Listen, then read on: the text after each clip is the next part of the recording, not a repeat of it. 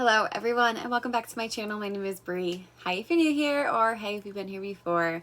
Today I'm going to be doing my August reading wrap up, and if you watch the beginning videos of August or any of the videos I've put out, then honestly I don't know why I tried to do a TBR, because we didn't make the TBR.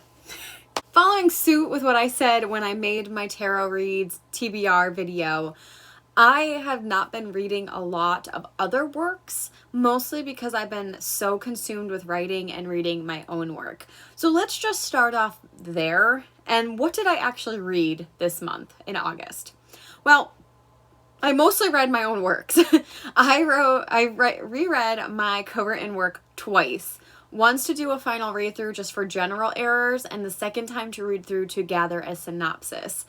And then additionally, not only with the co-written work, but with my other fantasy, I was reading through that very slowly as well in order to start editing that book. So I read my own works 3 times. And that took up a lot of time, especially because the co-written work has been read through so many times that it was getting to be a little tedious in the end there. But we did it, so that took up a lot of time. However, despite that, I did get through some other books. I did half of my TBR video, and I started a whole bunch more. So why don't we just get into this? The first book that I completed in the month of August was Dead to the World by Charlene Harris. This is the 4th book in the Sookie Stackhouse series, and essentially follows the plot where Sookie and Bill are currently not together, and she has more of a connection with Eric. If you watched the show, then you know this plot happens in the show.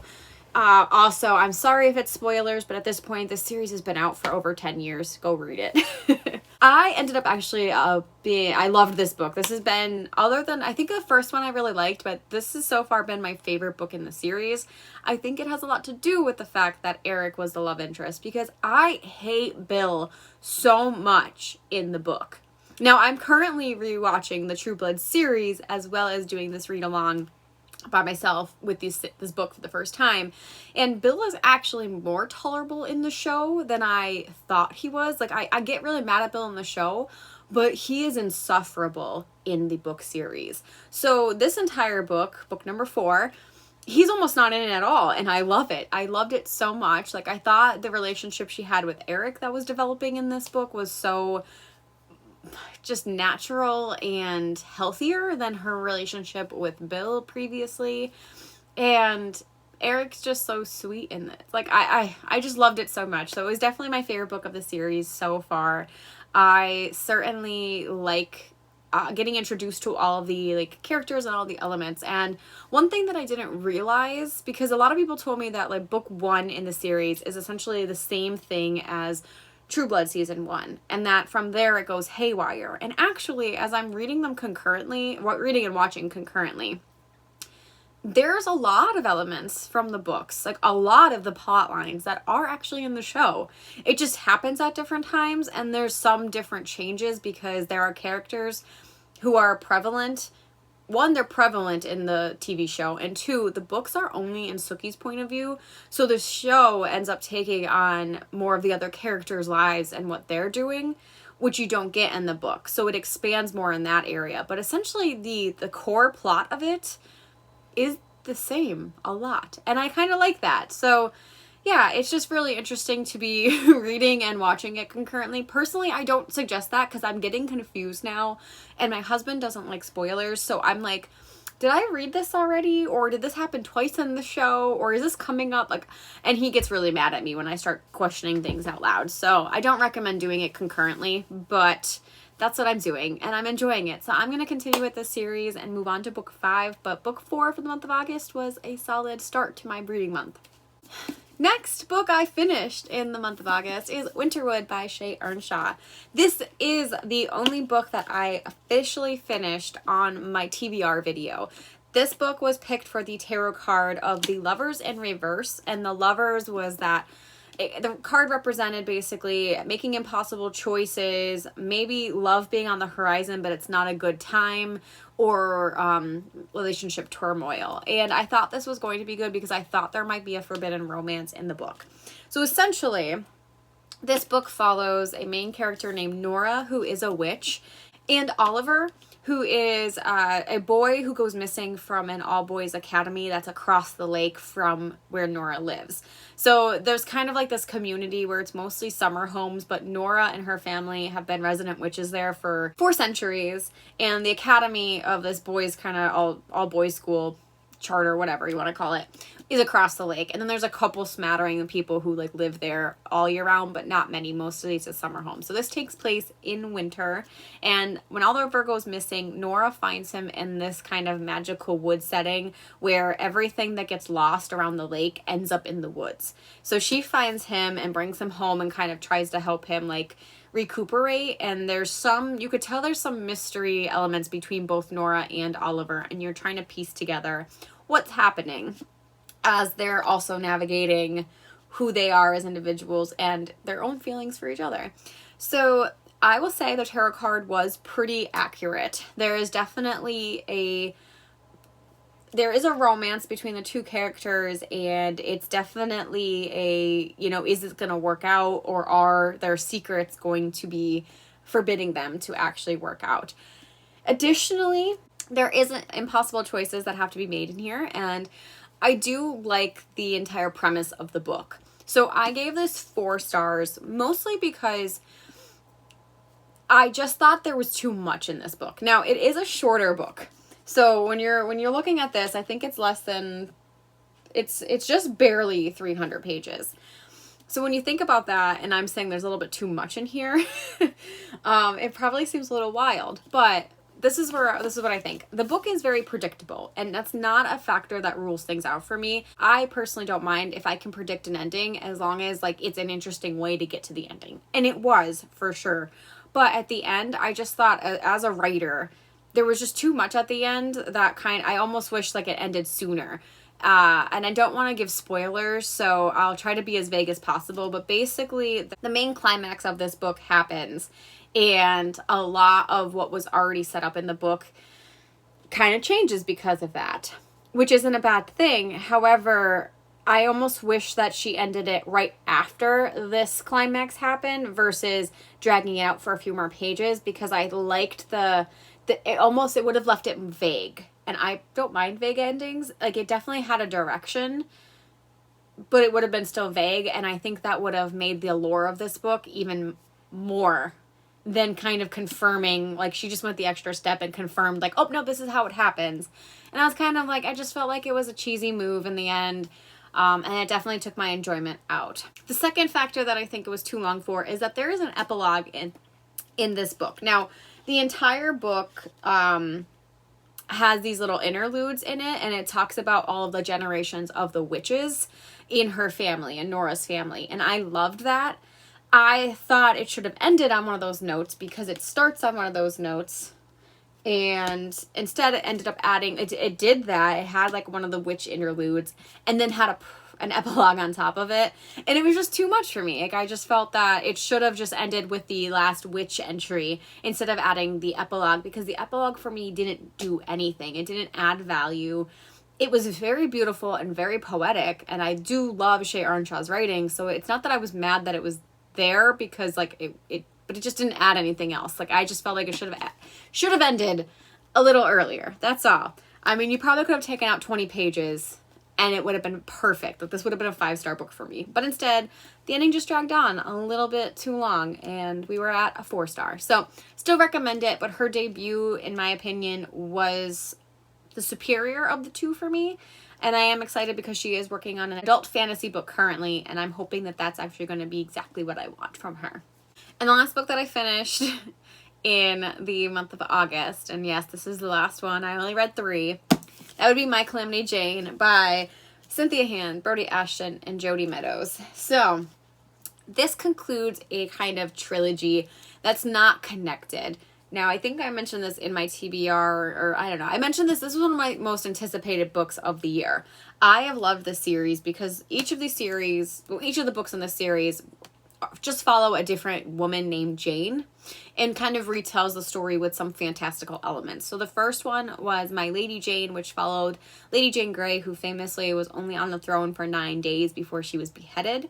So it is a retelling with shapeshifting, and that was pretty cool. I actually loved it. It was funny, it was witty, and it stayed true to the core of what the actual like time period was in the story, while adding those supernatural elements. The second one was My Plain Jane, which was a Jane Eyre retelling. It essentially followed Charlotte Bronte and the girl named Jane who inspired Jane Eyre, and that had a ghost supernatural element to it, and it was just really interesting. Again, I really liked it. It was a fun time. This book, which is going to conclude their Jane saga, the authors are actually moving on to do famous Marys in history, which I'm still excited for. However, this one followed Calamity Jane, and I really thought I was going to love this book. I thought, like, the Old West is something that we don't get to see too often. Plus, like, Calamity Jane seems to be such a badass in history with Annie Oakley and Frank Butler. They're all pretty much staples in Western history in America. So I thought I was just going to love this, especially too because I feel like one of my favorite books of all time is Holes. And Holes has that kind of Western element as well. And I thought because I loved Holes, I was going to love this as well. I don't know if that makes sense to anyone but me, but that was my logic. So instead, I ended up giving this a 3 stars. It wasn't a bad book, but it certainly was disappointing after loving the first 2 installments. And I think over just reading all of the books, they've gone down in quality over the 3, and I don't know why. It's not that the writing style has changed. This one just seems so tedious, and it's long. It is over 500 pages, and it was entirely... It was so rough to get through. It was so rough. I felt like I was trudging through it. I really didn't want to continue it. I just didn't want to DNF it. Like I was almost to that point where I'm like, I'm not having fun anymore. I just want to quit it. But I've loved this series so much that I'm like, I just can't give up on it. I want to finish it through the end. So My Calamity Jane follows the famous gunslinger Calamity Jane, as well as Annie Oakley and Frank Butler, or also known as the Pistol Prince. So it follows them 3 as they are older teenagers, like 16, 17, 18, I think, and they are traveling with Wild Bill Hickok. And Annie is just trying to prove her worth and get into this group. But what she doesn't know is that the group is also a bunch of werewolf hunters, and that's a supernatural element in this book. So my biggest gripes on this is it's too long. For sure, I just was really dragging through it. There was a lot of, in my opinion, needless side plots that did come. There was a payoff, I guess, to the side plots, but they were more payoffs for convenience. Like, the reason that we went on these side plots were because it was going to be convenient to the ending, and I didn't really like that, so I just didn't really care about the side plots. My favorite character following, so you follow Frank, Annie, and Jane. My favorite character was Annie. I just thought she was the most compelling and the most interesting. I hated Jane in this book. Like, the way that, and maybe this is how she was in real life, but the way that they wrote her in this book, like, she kind of grossed me out. She was not someone that I would want to be around, and she was a little bit annoying. And that's just talking about a character. It's not, I'm not saying anything about her real life personality. But even with Annie, she still went on some needless side plots that I didn't enjoy. So again, it was just very tedious to get through. Also, I feel like, and maybe it should have worked, but it didn't for me, the entire werewolf supernatural plot of this fell completely flat. Like, I didn't care a single bit. Honestly, if you just took out the supernatural elements and gave me more gunslinging, probably would have loved this book. I would have loved the humor that was accompanying it, but the werewolf plots did nothing for me. I did not care about them. I didn't even like them. I didn't want them. A lot of it, too, with the werewolf thing was convenience, and I didn't like that. And there was, for a book about Old West in America, there was just such a lack of gunslinging. Like this, it was barely in the plot, and that's what all these characters are known for in real life. So for the fact that it really wasn't that big of a deal, like that they weren't really doing the gunslinging, they weren't doing their show, I think that's why I was mostly disappointed. So fortunately, I only rated this 3 stars. Like, I got through it, so I give it that. And there was some elements that I liked. Again, there were some parts that I laughed out loud. And there's also one small little character that's briefly mentioned. It's literally like one line, but it's a callback to my Lady Jane, which I really enjoyed. But that was it. That was my conclusion of my Calamity Jane. We'll see. I am probably going to pick up the rest of their Mary series once that comes out. I don't know when it's slated to be due. I don't even know what the first Mary is going to be, but that's it. So to conclude this video, obviously I only read 3 books. In addition, I read 2 of my own books throughout the month of August. I still did more writing than reading, and it's not terrible, but I did really want to get more into reading. So to tack on to the end of this video, the summary, I'm just going to kind of tell you the books that I am currently in the middle of reading. I am reading The Thief by Megan Wallen Turner. I think this is much older than I thought it was. I will say, my friend Nicole sends me books all the time. We send each other books back and forth, and I like never end up picking up the books she sends me. I just keep putting them off because I get like really psyched out with all the books that I have. But it's from 96, so this is an older series. I had no idea. I just thought it was newer. I don't know. But essentially, I'm in the middle of this, and I should probably be done with this today. By the time you're seeing this video on the 1st, I'm probably going to be done with this book. And it's not bad. I really like the story. I like the plot. I like the way it's told. I think this is a young adult book, but it sounds very mature in its language, and the audiobook is also pretty phenomenal. So I did not realize that it was a series, but I'm pretty sure when I read this, it said it was a standalone, so maybe I can read it as a standalone, and maybe if I do feel like it, I will continue. But this is the only book that I own, so I'm in the middle. I'm enjoying it. The next book that I'm in the middle of is The Last Time We Were Us by Leah Conan. This was also on my TBR, my tarot TBR video, and I am making slow progress. I actually am enjoying it, and I think sometimes contemporaries are such a good palate cleanser because I've been so bogged down with fantasy books because I'm writing 2 fantasy books that having just some reality is nice. I do definitely think I'm going to finish this very soon, if not this weekend, but I'm very much enjoying it. We're going to see. The only thing that I'm definitely going to say, and I'll say it here briefly, is this is based in North Carolina, and I can only base my knowledge off of Pennsylvania, but in Pennsylvania, if you go to juvenile detention, you don't get parole. Parole is an adult term for adult convicts, not children. So they keep saying that the kid's on parole. Like that's the whole premise of this, is that the girl, main character girl, her best friend ended up assaulting someone and going to juvenile detention. And this book starts when he gets released, and they're trying to figure out if like they are able to be friends and even possibly something more again, when the entire town is against him because they think he did something bad. And I think there's more of a mystery element. I'm kind of getting the feeling that like the whole story wasn't told. But yeah, so that's kind of where we're at. And they just keep saying that he's on parole. And at least from my knowledge in Pennsylvania, I've worked with tons of kids. I currently work as a therapist for kids who are on probation or have gone to juvenile detention or all of these things.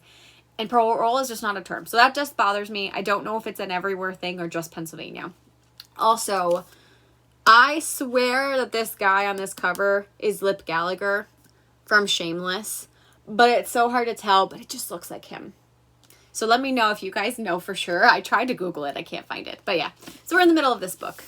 Additionally, I started 2 other books that I tried to pick up. The first one was my other tarot TBR read, and that was A Torch Against the Night. I really didn't get far. I think I got a chapter into this. Yep, literally a chapter. I know I'm going to like it. It's just, I just think it was too much of a fantasy book for me to get into when I was reading 2 other fantasies of my own making. So I didn't want to get confused. I didn't want to like blur lines. So I just put it down, but my goal would be to finish this one in the month of September. I also started Words on Bathroom Walls by Julia Walton, and I did not start this because a movie was coming out. I didn't know the movie was coming out until yesterday. So I just started this because one of the bigger booktubers on this platform is Emma Books, and she is also a therapist, mental health advocate. She's going to school for mental health, so she recommends a lot of mental health books, and I also like to read mental health YA books because I work with kids who have mental health issues, and I like to be able to recommend them things that they can relate to. So this one is about a schizophrenic teen, and I was very interested to see how accurate it was, just because schizophrenia is not typically diagnosed that young. It's usually a later onset. You can definitely have certain features as a kid, but you don't usually get diagnosed until you're in your 20s. Because that's when it fully forms. So I wanted to read this for accuracy as well as just general interest. And now there's a movie out. So maybe I will read this and then go watch the movie this month. We'll see. So there you have it. Essentially, this is not only my recap for August, but my TBR, because I have 4 books that I started and 4 books that I intend to finish sometime in the month of September, one way or another. So in the month of August, I read 3 books, and it was a pretty good reading month. I had a 3, a 4, and a 5-star. So I hope that you guys enjoyed this wrap up. I promise I will do a full TBR tarot update when I actually read all the books. But for now, this will have to do. So let me know down below, what books did you read in the month of August? And if you read any, what was your favorite? And until next time, I'll see you then. Bye.